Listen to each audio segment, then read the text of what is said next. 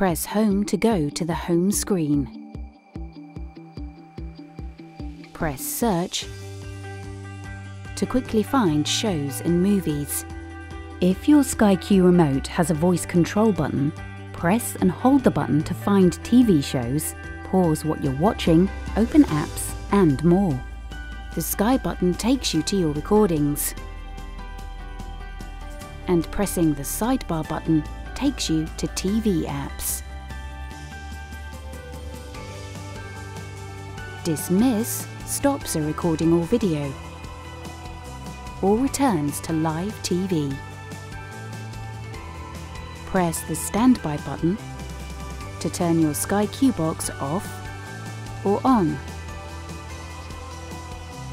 or hold it down to turn your TV off or on.